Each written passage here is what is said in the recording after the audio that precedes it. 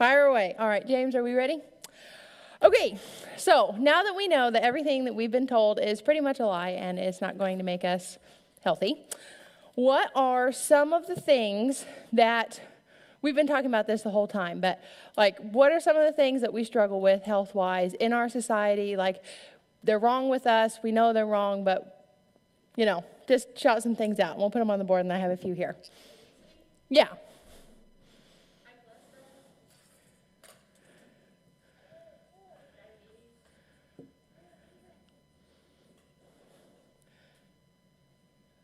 Don't judge my spelling.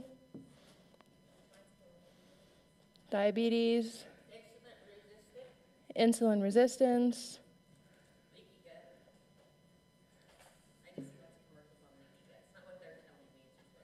Yeah. Cancer. Yeah.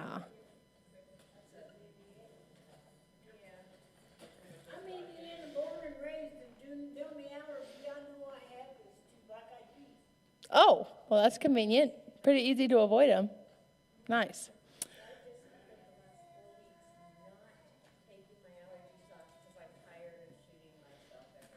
Yeah, that's horrible. Eczema.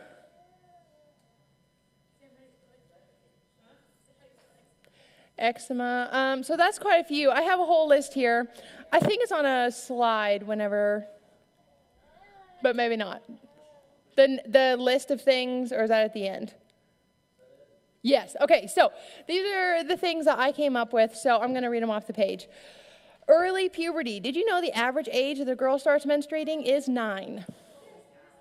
That is not good. It used to be 15 to 17. Yeah. 9 is not acceptable. Your brain and your body are not ready for you to be menstruating at age 9. Heavy periods, cramping, or PCOS, low libido, saggy skin, hot flashes, weight gain during menopause, dementia, osteoporosis, breast cancer, birth defects, seasonal depression or regular depression, joint pain, autoimmunity, anxiety, like a mental health crisis, like none other. Like we're having trouble as a society. We are not healthy, and we know it. These things are always the result of improper nutrition and toxin buildup. We know this in part because of the studies that have been done of native populations that are insulated from our modern diet and toxins. Weston A. Price was the first man to conduct extensive research in this area. He traveled the world in 1930 to see if he could find any correlation between healthy societies with low rates of chronic and acute illness, high rates of fertility, and low dental caries, which is another word for cavities. And he discovered that dental health is an excellent indicator of the health of the body, with cavities being an early warning sign of disease. Cavities are not the result of something on the teeth. You don't get cavities because you didn't brush your teeth. You get cavities because your body is nutritionally deficient and it cannot remineralize your teeth on a continual basis. The results of these nutritional deficiencies are what make the teeth weak and unable to repair enamel. So Weston Price was a dentist in 1920 in the United States. And he was very concerned because he was seeing more and more cavities in children. He even had one patient who got an infected cavity, and the infection got into his bloodstream, and he died of a heart attack when he was 9. And he just thought, like, this is not acceptable. Why is this happening to us? This didn't happen when I first became a dentist. Why is this happening now? So he became very concerned, and he decided to find out why. And he and all the other dentists in America decided that it wasn't a result of like an infectious disease. They studied all the mouths that had a lot of cavities and were like, there's no common denominator as far as bacteria or virus or fungus that is giving people cavities. So it has to be something else.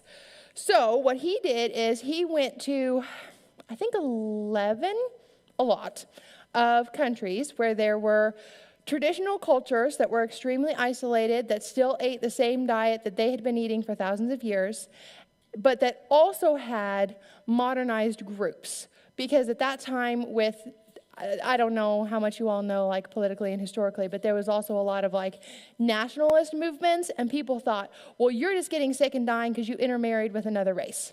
And he was like, I don't really think that's true, but let's go test that out and see if that's true. So he went and he found people of the same ethnicity, some who were modernized and some who were isolated, and he decided to compare them and see if he could find any common denominators, any links, anything that would help solve our problem. Now, these are the basic conclusions that he came to. He wrote an entire book, which I would highly, highly recommend. It's called Nutrition and Physical Degeneracy. Nutrition and Physical Degeneracy. You can find it public domain on the internet, and so you don't even have to buy it. I think it's like $20 on Amazon if you do. Weston A. Price. Nutrition and Physical Degeneracy.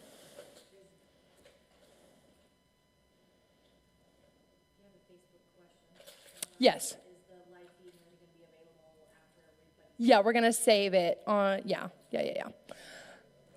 Thank you.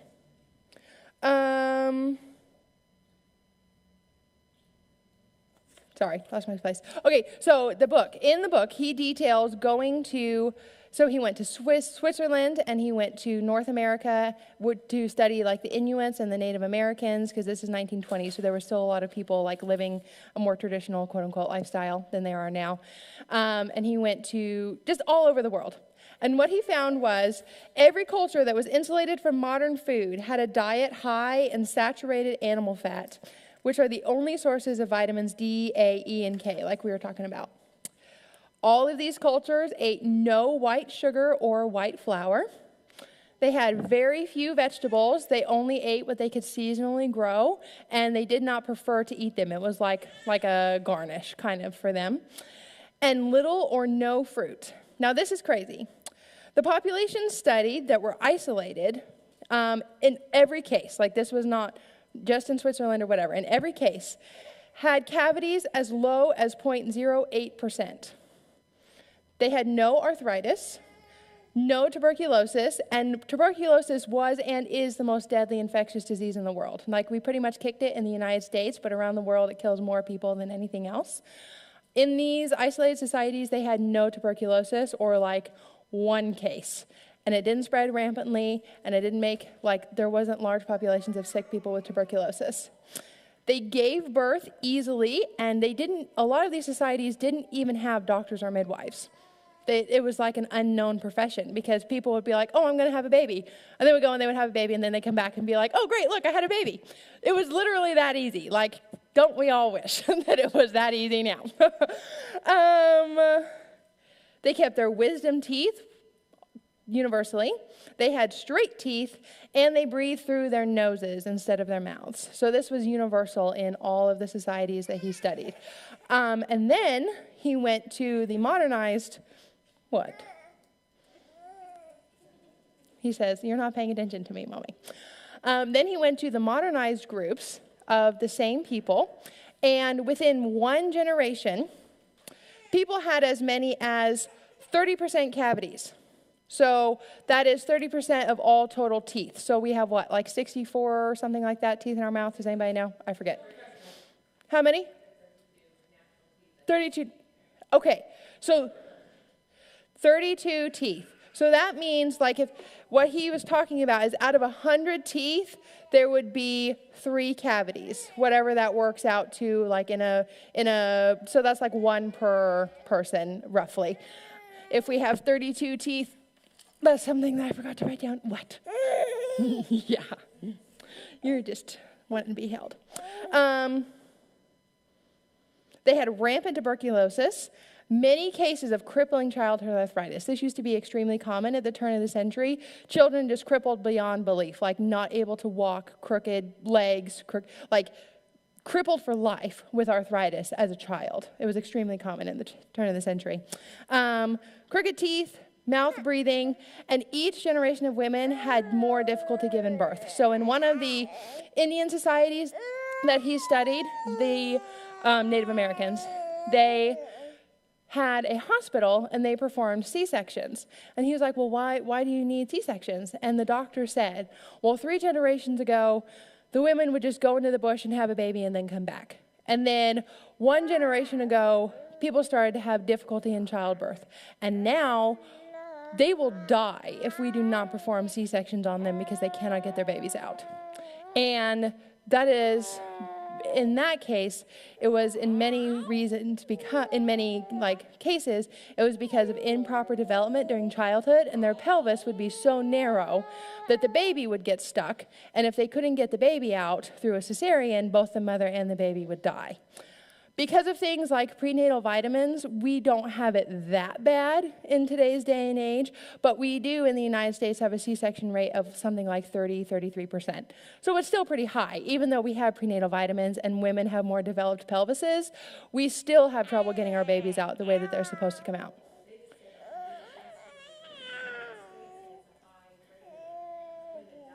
Yeah, in the westernized world, we have the highest rate of mother and infant mortality. America does, which is just unexcusable. Like, there's no reason for that. So I think the next slide, James, if you don't mind. Maybe one more. Yeah, okay. So these are some pictures from his book.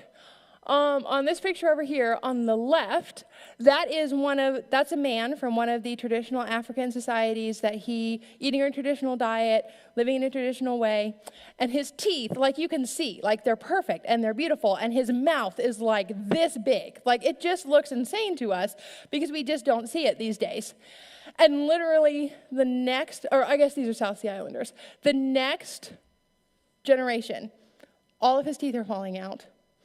They're just, we have like fillings and false teeth now, so we don't necessarily look like that, but it's the same thing. We have extreme dental decay, and dental decay is, because it's not a result of things on our teeth, it's the first sign that our bodies are sick. Our teeth are like kind of expendable, so when we start to get sick, it's actually a sign of active disease in the body, and we can't get rid of it until we heal the disease. People can actually heal cavities, like minor cavities, if they get on a proper human diet. They don't have to fill them in every case. Like, if they get enough decay and the tooth wears away enough, obviously you've got to do something about it. But not every cavity has to be filled. Over here, we have the same kind of example. This is a girl on a modernized diet and x-rays of her mouth and how narrow and crowded her jaw is. And then this one is on the proper human diet. I'm just going to start referring to it as that because we'll get to why I'm calling it that in a few minutes.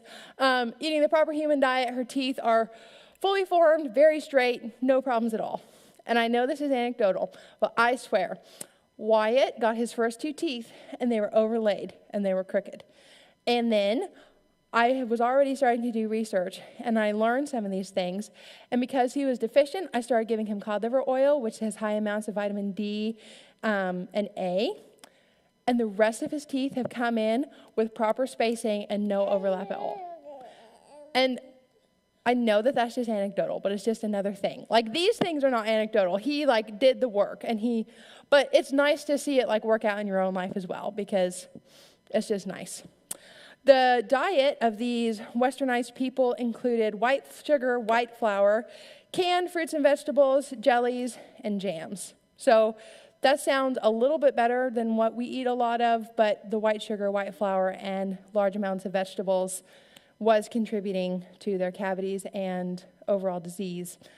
The thing that was so interesting was, even though Weston Price was such an amazing scientist and really found out a lot of things, even he couldn't put aside his biases as far as fruits and vegetables are good for us, because there was one country in one group of people in Switzerland, and they had vineyards, and he thought, oh, they're going to be so healthy because they have all this traditional diet, but yet here they also have fruits. They're going to be so healthy. And they had 13% cavities. And he was like, wait, I thought that they would be healthier than the people who had no fruits, because fruits are healthy for you, right?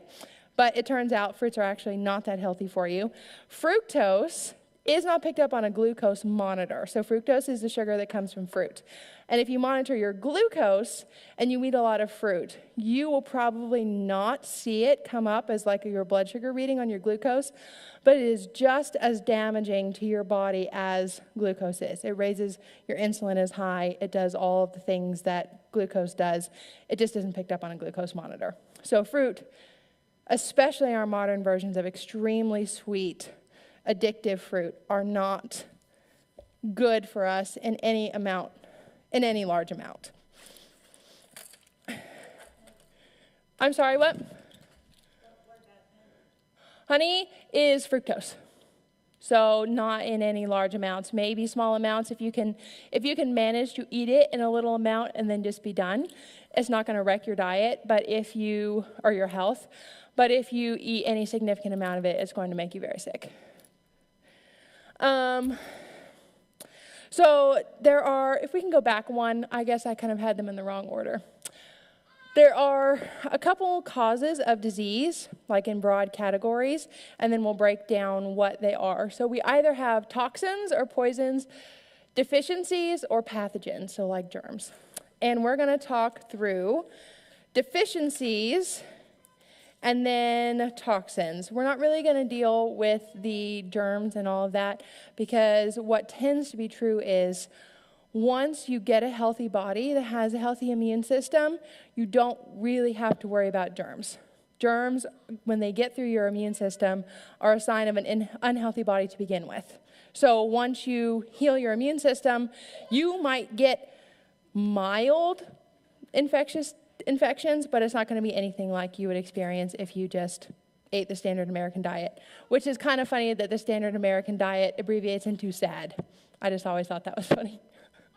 Because it's true. It's a very, very sad diet. So we're going to start with meat and protein, what a deficiency of meat and protein can do in your body. Did you know that if you do not have enough protein while you are pregnant, your baby can develop something called cretinism? It's not just an insult, it's an actual disease. And it's basically severe deformities, like facial deformities, mental deformities, and it's causally related to a lack of protein in your diet. Because protein is our building block, when your baby doesn't have enough building block, it just doesn't build right. You have to have sufficient protein when you are pregnant. There is also causal studies, not correlational studies, causal studies that show that certain types of autism are the result of insufficient meat and fat in utero.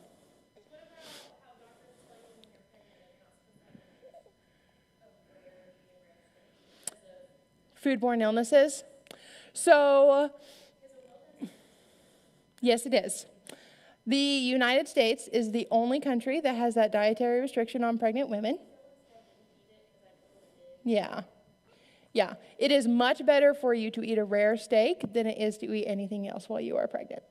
So if you are concerned about it, you could be careful about like the quality of the meat that you're eating and like cook it at home or whatever.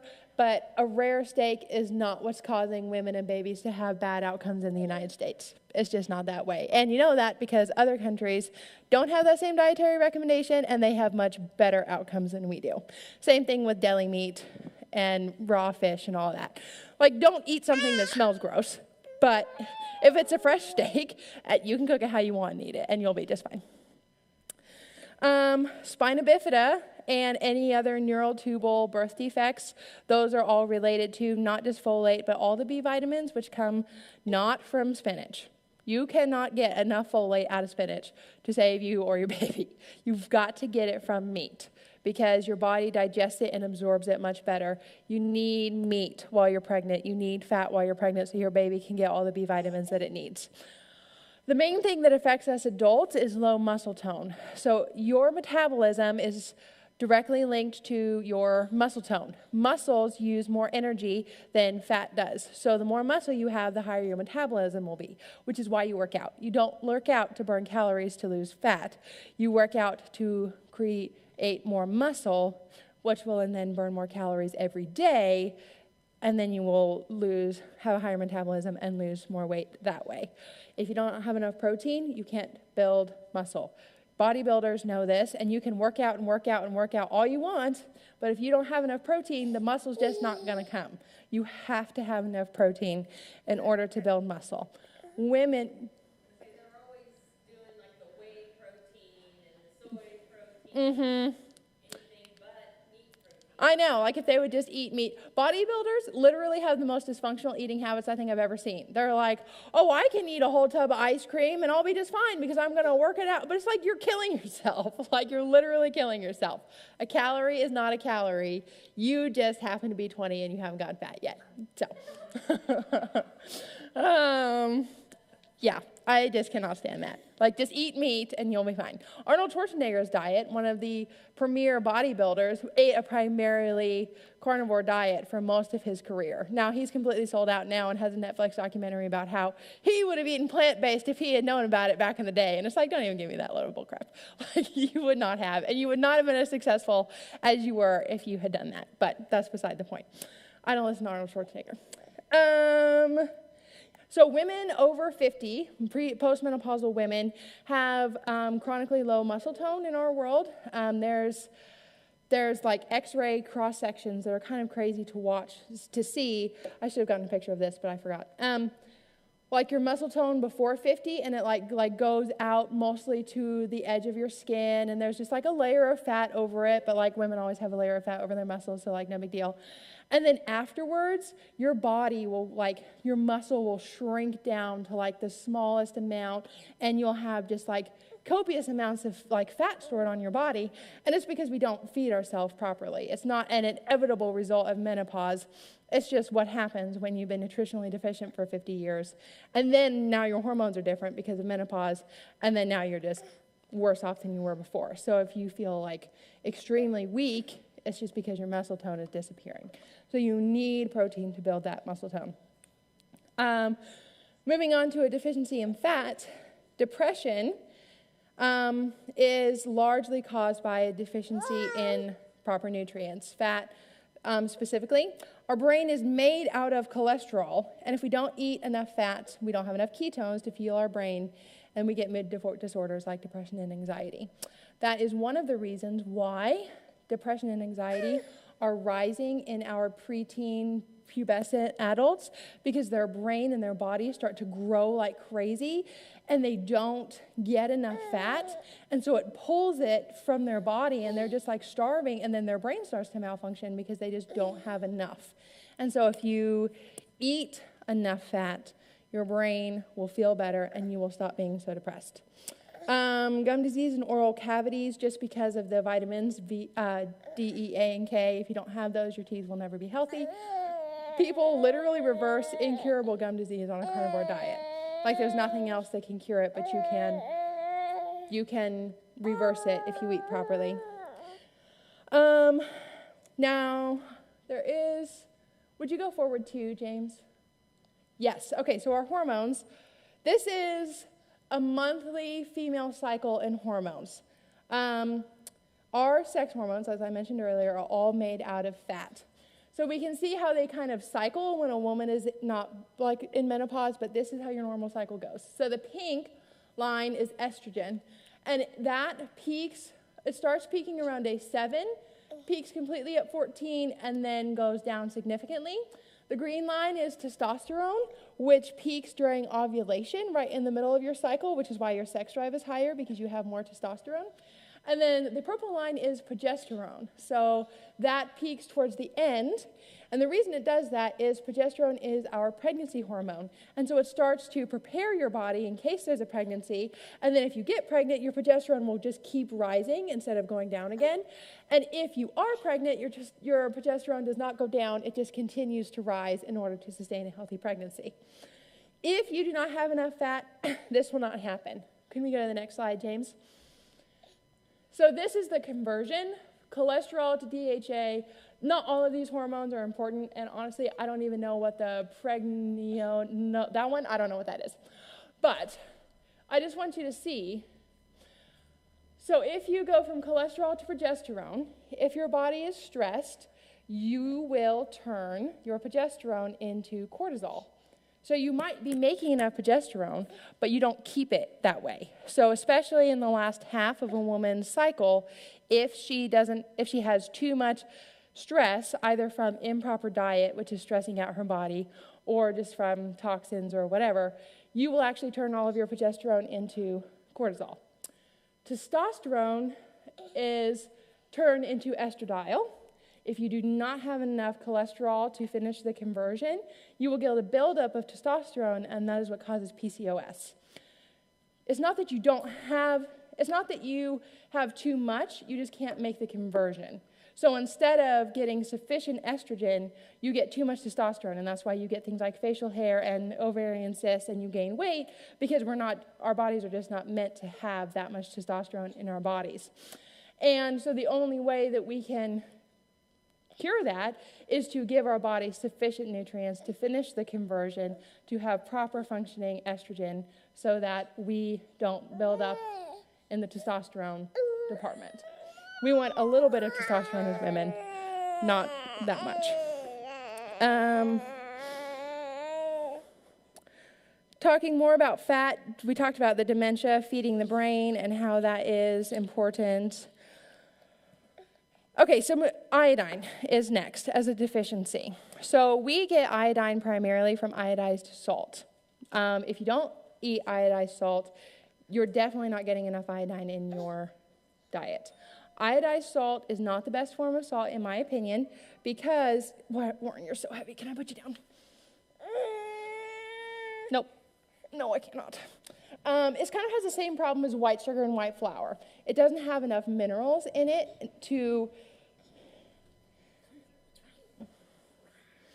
It doesn't have all the proper minerals in it. Salt is supposed to have a lot of minerals, and white means there's not a lot of minerals. Anything that's white doesn't have a lot of minerals.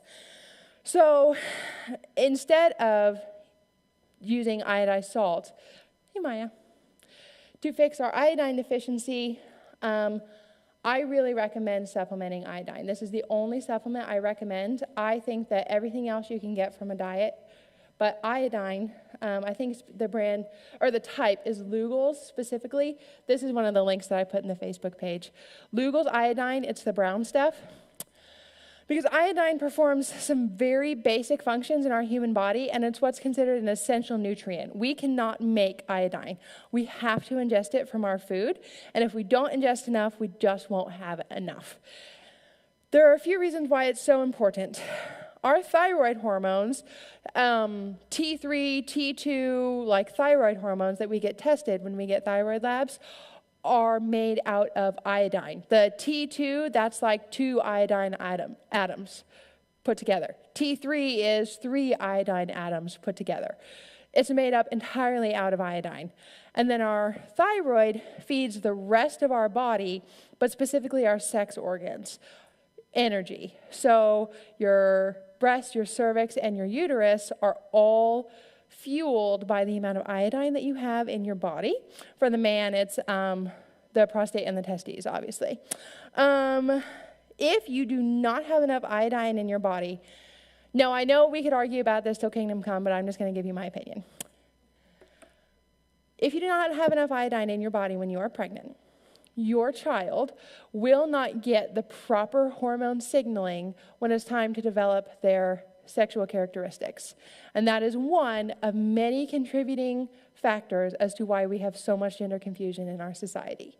Because we've seen an increase in intersex children, people who are born with both female and male genitalia, and we've also seen a huge increase in gender dysmorphia because your brain just isn't telling you the right things. Now, obviously, our culture is not helping in that confusion, but I really think that there is a nutritional cause to this, and if you were to nourish people properly, we would see much less gender confusion. I don't think anybody wants to be confused about something that influential in our life, like being confused and I don't know. It would be so much easier if we were just getting the right signals and we knew what we wanted and what we were supposed to be. And part of that is related to our iodine insufficiencies. Because when you don't have enough, we don't get the proper signaling.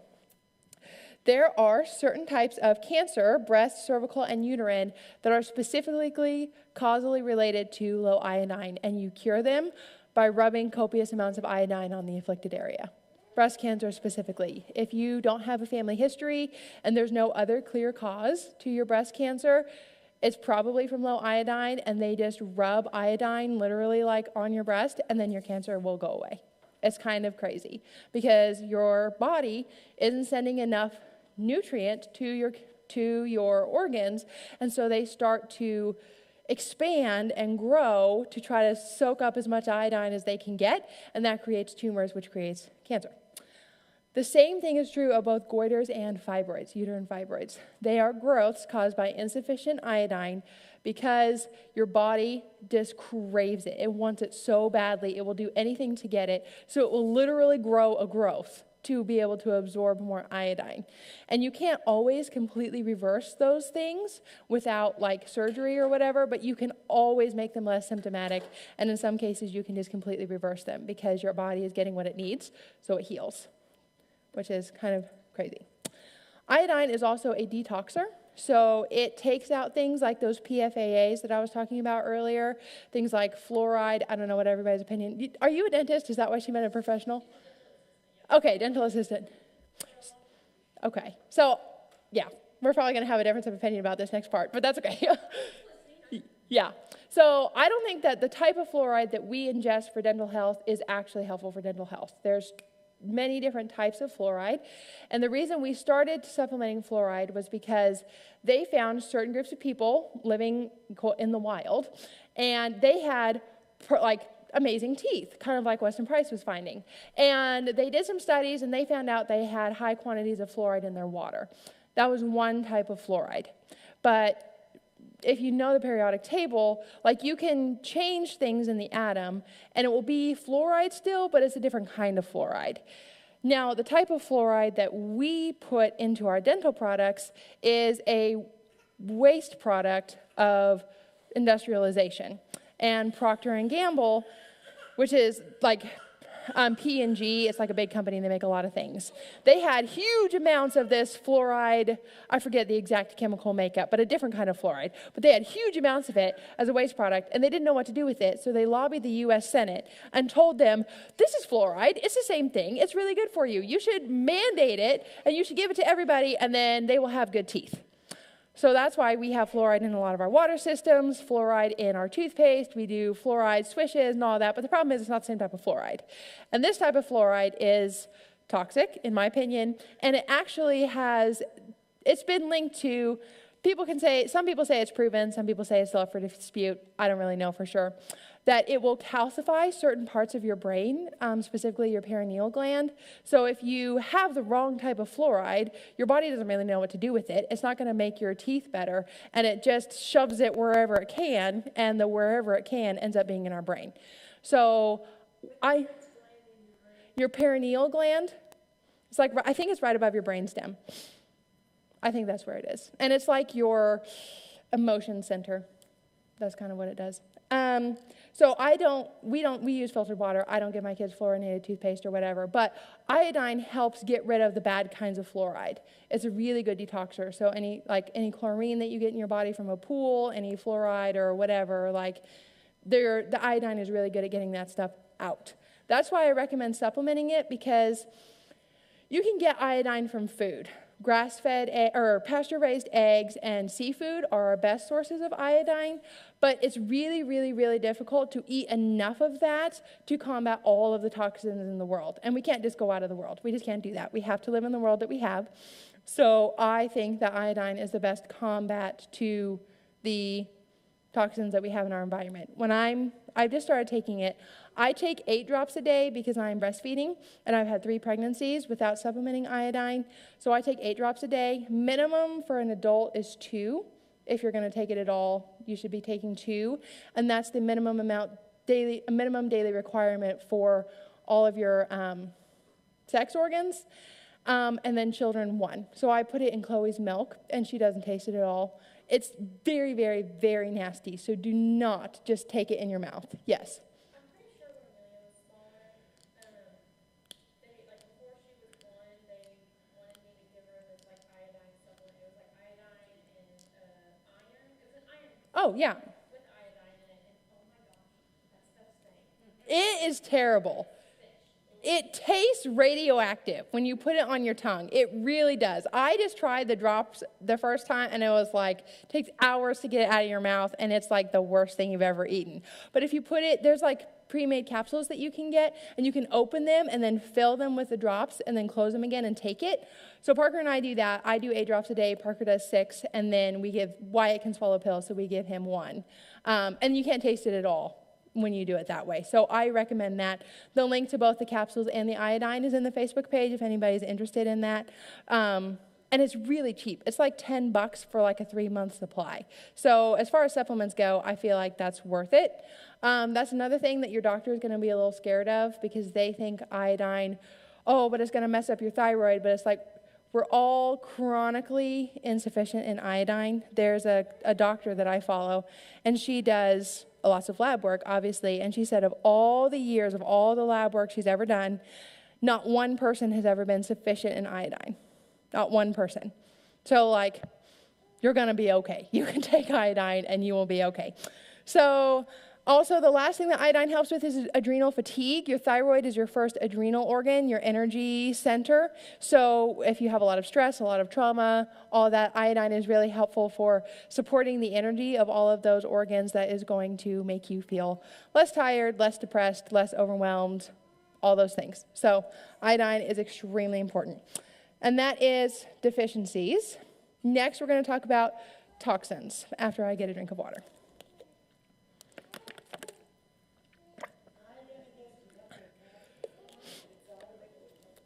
Not that I have found, if you could find one, but it has to be Lugol's, it has to be brown. There's other forms of white iodine, and they are not the same thing, and they don't do the same thing in your body. So you want to make sure it's brown, Lugol's iodine.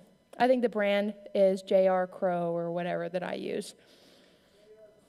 I think, yeah, but the type is Lugol's iodine. I just choked on my water, so I'm going to get a tissue to wipe it off, instead of just acting like that didn't happen.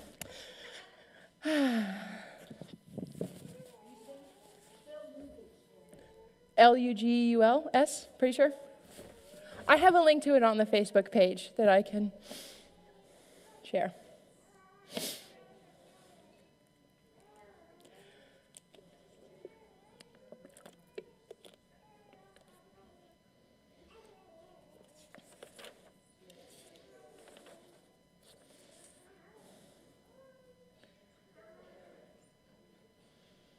I'm just going to wait for them to finish because we're not in a hurry. No, you're fine. I'm going to just bring up while they're doing that. You're talking about the red meat.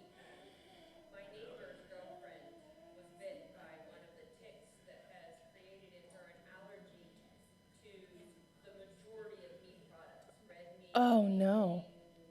That's horrible. Yeah. It was. Yeah, like one of the genetically modified. Yeah.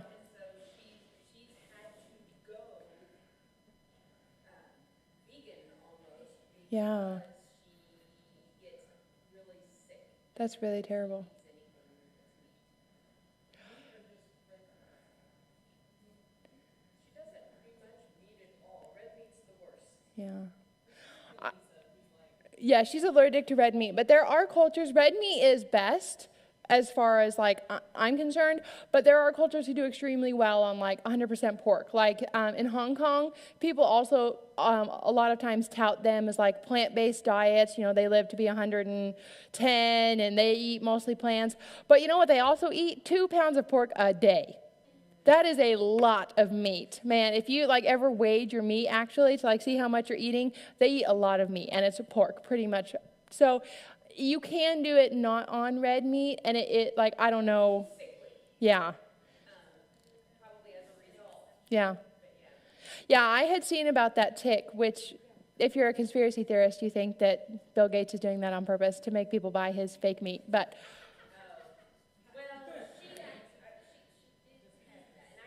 no, I think it's true, but I think that those ticks exist.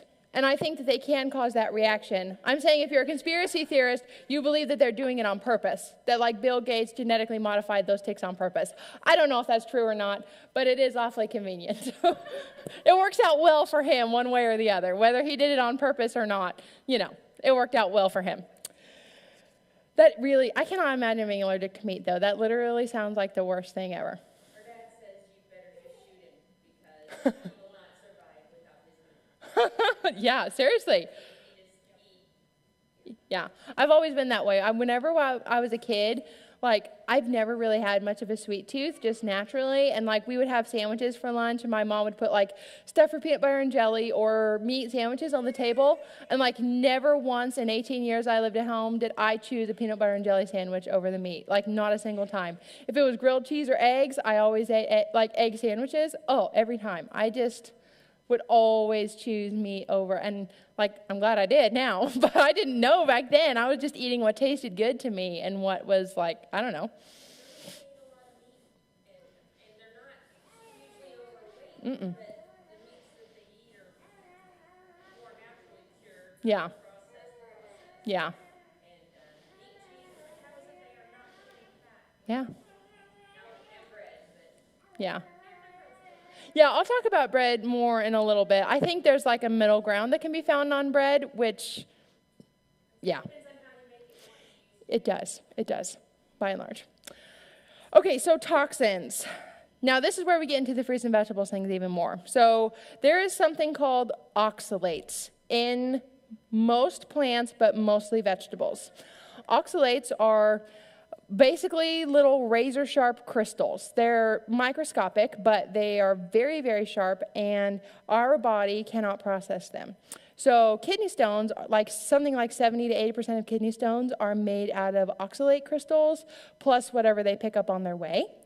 And our body can process, can get rid of a very small amount of oxalates, but it cannot break them down in any way. It just flushes them.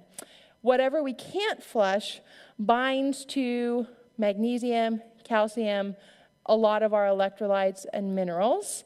And the first place that those come from is around our heart. So electrolytes are very, very important to our heart health. If we do not have a proper electrolyte balance, then our hearts will malfunction. So we really need to watch anything that messes up that balance.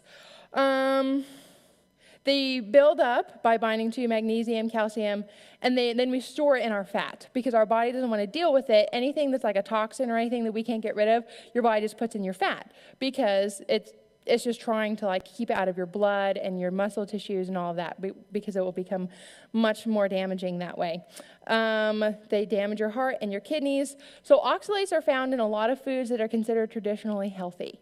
Kale, spinach, Brussels sprouts, all those things that everybody hates when they're a kid, but we're all forced to eat because they're supposed to be healthy for us or whatever.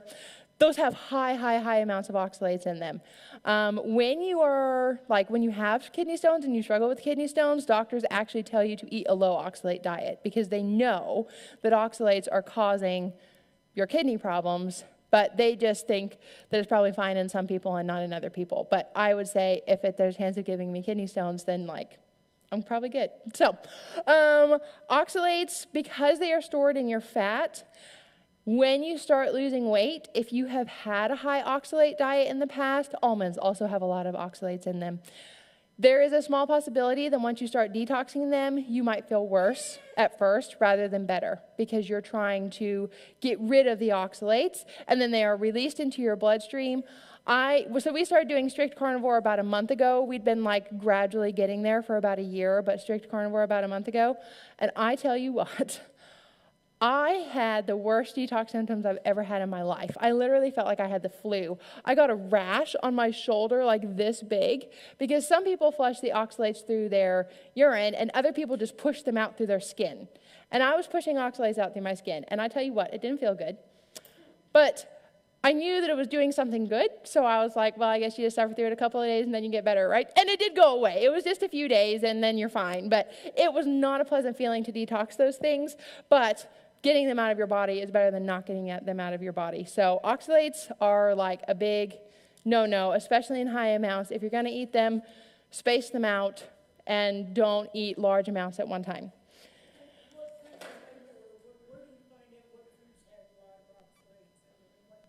Well, is it a vegetable? Then it probably has oxalates. Yeah.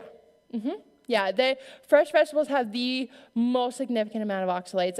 Like some fruits have a little bit, but it's not anything significant. And I don't think any grains have oxalates, but don't quote me on that. I'm not entirely sure. You can just Google it, though. There's no label. Like, they don't put it on the spinach. This has oxalates in it or anything like that. You just have to Google it. We've already talked about phytoestrogens. There are a few things, though, to add to what we've been talking about. Phytoestrogens can also be found in your makeup. So personal care products are a huge cause of hormone disruptors in women. So your face wash and your hair dye and your makeup and your body wash and your dry shampoo, all of that stuff. It's disrupting your hormones like crazy if you use a lot of that thing. Hairspray, yeah, basically if it's a personal care product marketed to women, it's not good for you. If you are treating your body in an otherwise healthy manner, you're probably going to be okay if you use them in a limited amount. Like, you probably shouldn't have a 20-step skincare routine and dye your hair and all at the same time, because then you're probably not going to feel very great. But in small amounts, I think if you support your body in other ways with the iodine and a proper diet, you will be okay. When I was trying to heal my hormones because of my health issues, I got rid of all of my perfumes, all of my nail polish, I stopped dyeing my hair, like all that stuff, just got it out. It was one of the things that helped me. I don't think it was the thing that made me better. It was just a piece of the puzzle. It does cause PCOS and then insulin resistance. So insulin resistance is a huge deal in our society. I think it's estimated well over 50% of the United States population has some form of insulin resistance. Insulin resistance is when your body has made so much insulin for so much time that it can't keep up, and your blood sugar starts to creep up anyway. So you can't make enough insulin, basically, to meet your dietary needs. And that's why it turns into prediabetes, which turns into type 2 diabetes. Because you get insulin resistance from making too much for too long, your pancreas is like wearing out. It's like, I'm not supposed to be making this much insulin. I've made so much of it already. I've got like this much insulin I can make in my lifetime, and you've like used it all up and you're 40.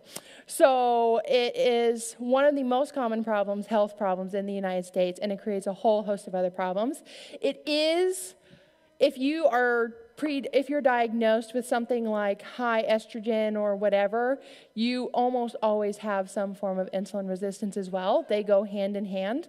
I'm not entirely sure why, but they just do. Estrogen and insulin are like they work together, and you stop processing your estrogen correctly when your insulin is too high, and so your estrogen gradually builds up in your body, and you start to get estrogen dominant is the diagnosis for it. So insulin resistance is that metabolic dysfunction that we were talking about, when you can't switch from burning glucose to fat. You have to just burn glucose all the time, and it causes a host of problems, like pretty much anything that you can think of that's wrong with people in America today, weight gain, hormone problem, whatever. One of the causes is insulin resistance, and the only cure is to lower your body's demand for insulin, and you can do that in two ways. You can intermittent fast, or you can go keto. So if you intermittent fast, I might just write this down because it might be helpful.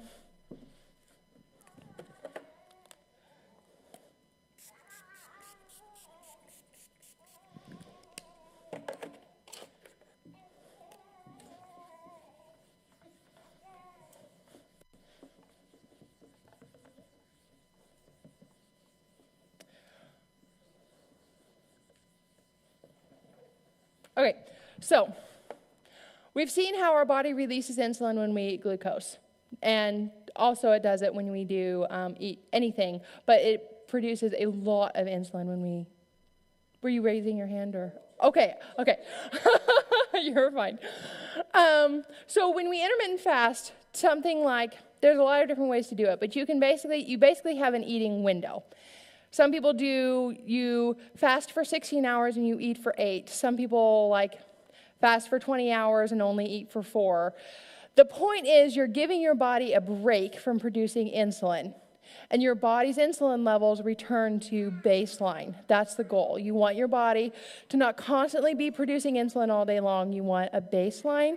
And then once your body produces less insulin over a course of time, it will start to calm down, and your pancreas will return to normal, and you will start producing sufficient insulin for your dietary needs. So you can do it through the restrictive eating windows, and then you can eat whatever you want during those eating windows, essentially. Like, you probably will have better results if you don't eat, like, cookies and cake, but you can reduce your insulin resistance just by intermittent fasting if you prefer. Or you could just eat a keto diet. I'm not going to write it. It's going to take too long. You could just eat a keto diet, and your body produces so little insulin in response to the fat and the protein that your body still gets that break that it needs. So your body dysfunctions when it goes too high because then it crashes too low. That's what happens with like dopamine and serotonin that causes a lot of our mental health issues. It's the same thing with insulin. You stimulate, and it's like, oh my goodness, and then it's like, I can't do this anymore, because it's just like plummets to the floor. And that's just, you have to give it a break if you want it to recover. Your body can recover. Type 2 diabetes is 100% reversible. All you have to do is just eat what you should be eating, give your body a break from producing insulin, and you will be able to reverse type 2 diabetes, insulin resistance, lower your A1C. When you're pregnant and they're like really concerned about gestational diabetes is a direct result of eating too many carbohydrates. You will never have gestational diabetes if you eat a low-carb diet. It's not like type 1. It's not a like autoimmune disease. It's a result of a bad diet. So if you eat this way, eat a low-carb diet. Like when I was first pregnant with Wyatt, my A1C was like 5.6 or whatever, which is within a healthy range, but it's getting up there. And when I was pregnant with Warren and they tested my A1C, because I refuse to do the glucose test, that's just another thing about me, I just don't do that, my A1C was 5.1. So because we had been eating better, even though I was pregnant, and your insulin just goes up anyway just because you're pregnant and your body needs more energy and all of that. My A1C had gone down like 0.5 points, even though I was older, and it was my third pregnancy and all those things. Like all of my risk factors increased, but my A1C went down. So it's completely reversible. You do have control over it. It is not a life sentence. This is in your hands, is kind of what I'm trying to get at. We've talked some about mold, but I'm going to go a little more in depth into like what to do if you have mold. But yeah, and then I think we're almost done here, so that's about perfect for the second one. Mold it has two basic types of disease, acute and then chronic. If you have acute mold symptoms, you'll have things like random unexplained fevers, like colds that you don't really know where they came from, but they're kind of all the time. You just feel kind of icky and achy all the time, just not great. That is when you're having constant mold exposure, but your body is getting rid of it. That's what your immune system is doing. Your body's getting rid of the mold. That's why you're having immune responses, because your body's getting rid of it. If you are one of those people, and it's like up to 60% of the population, there's no exact way to measure, but like up to 60% of people can't detox mold from their bodies, you will get something called chronic inflammatory response syndrome, or CIRS. So I'll just write this up here. CIRS is when your active immune system keeps saying, there's a fire, we're allergic to this, we don't like this is bad, this is bad, this is bad. But your passive immune system, they don't communicate well. And your passive immune system doesn't know what's going on. So your immune system just freaks out, goes into overdrive, and then fails. So you get very, very sick. So Michaela Peterson is kind of famous for this. I don't know if any of you know who she is. Jordan Peterson, very famous lecturer, and his daughter has CIRS. And she had rheumatoid arthritis when she was 2. And by the time she was 16, she had something like 50 or so affected arthritic joints. Her body was constantly inflamed. She was taking antidepressants. She was taking she was taking medicine to go to sleep, and then medicine to wake up, and medicine for arthritis, and medicine for anxiety, and medicine for depression, and very, very, very, very sick. She had 2 joint replacements when she was 17, her hip and her ankle, just sick, and nobody could help her. None of the medicines really worked. She discovered the carnivore diet. Since she was so sick, she went on something called the lion diet, which is only beef, because it's the least, it creates the least inflammation in the body. All food creates a small inflammatory response when you eat it, just because it's a foreign object in your body.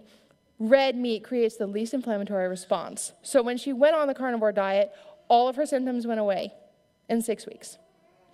She no longer had arthritis. She no longer struggled with depression or anxiety or anything like that. But she couldn't cheat at all. Like, if she ever cheated one time, she would immediately, she was hallucinating one time because she ate apple cider. She literally got so sick she was hallucinating. That is not normal. That is not the normal human experience with the carnivore diet. Generally, you might feel a little gross if you eat a lot of carbs, but you can, quote unquote, cheat and you'll be fine. Unless you have SIRS. If you have SIRS, you need that medicine that will clear the mold out of your body. It's a blood pressure medicine, and it's called, I don't know what it's called, but you can only get it through prescription, like something, I don't know. But that will get the mold out of your body, and then you will be able to eat other foods without, such horrible responses. She's actually done, Michaela Peterson has done the cleanse or the medicine, and she feels much better now. She can sometimes eat other foods and still feel fine, which is the goal. Your body is resilient. You should be able to not just eat meat and be okay. Now, it's not optimal to eat other things all the time, but you should be able to without getting deathly sick. So if you have SIRS, this diet will not cure you, but it will help you feel a lot better while you get cured. And if you think you have SIRS, I can send you a lot of information about who to go to and how to get better and all those things. But that's just too much for the scope of this conversation. And honestly, it's extremely complicated. And yeah, I'm just not going to go there. The last toxin we're going to talk about is sugar.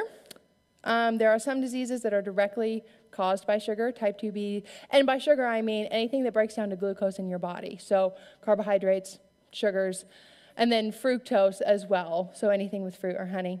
Did you know that cancer cells feed 100% on sugar, and they use up to 400 times the amount of sugar as the average cell?